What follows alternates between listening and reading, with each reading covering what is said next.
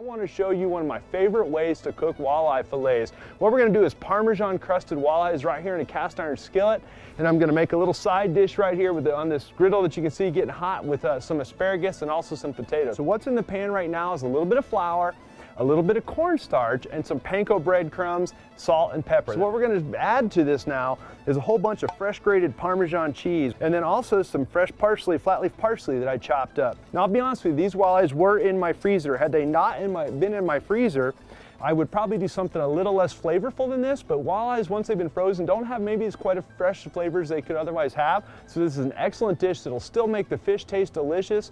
First of all, I'm going to take the boneless walleye fillets that I thawed out, and I'm going to roll them around, shake off any excess in flour and cornstarch and slightly seasoned. Then I'll go straight in here into my egg mix. It's just basically eggs with a tiny little bit of water and a tiny little bit of milk in it. And then we'll come over here and go straight into our panko and Parmesan mix. And we want a pretty healthy coat of this stuff on here. Shake any excess off, set it over here on the plate, and that'll be ready for the skillet. Basically, I took one big giant russet potato and I sliced it, as you can see, in nice, relatively even thickness slices across the board here.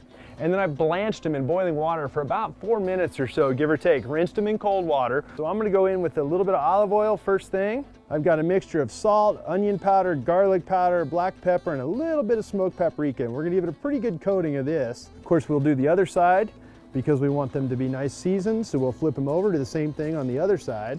And so asparagus, same kind of thing. I'm just gonna give it a little tiny drizzle of olive oil right there. And we'll toss those around, and we'll use some of the same seasoning mix that I already made right here, which again was the onion powder, garlic powder, salt, pepper, and a tiny little bit of paprika. Okay guys, so this cast iron, as you can see, is getting hot real quick on there. And basically what I just added was what amounts to 50-50 mix of olive oil and butter on there. We're gonna step over here to the griddle, and we'll make sure that it's got a little bit of oil on it. These potatoes are well oiled, so it shouldn't need much.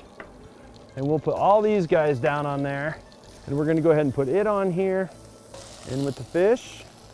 In we go. One of the great things about the Pro 90 stove, it's got this windscreen that goes around and keeps the wind off the burners. The burners themselves are set low in the grill. Works real good as far as being able to cook in the wind. This thing's ideal for being able to take tailgating or anything like that. Really good system that Camp Chef makes here. The whole thing is available to get a bag, and it'll all fold up and collapse and go into a bag, and you can take it with you to the game or camping or whatever you might want to do. Okay, and you can see that's getting nice and hot on there, and that cheese is going to melt. That fish is going to cook really, really quickly, guys. As with any other fish, you don't want to overcook it. I believe this fish is going to get real close here. So let's go ahead and get one of these and flip him over and see how he looks underneath there. Oh, buddy, how's that looking, guys? That's looking pretty good. You see, it's still bright green. We don't want to cook all the color out of it, but it's starting to get a little color on the edges of it. As soon as these get some color on the other side, we'll go ahead and pull them. Okay, I'll put a piece of that. We'll put a few of these right here, and we'll get these out of the way. I'll pick 2 of these up, lay them in here as well.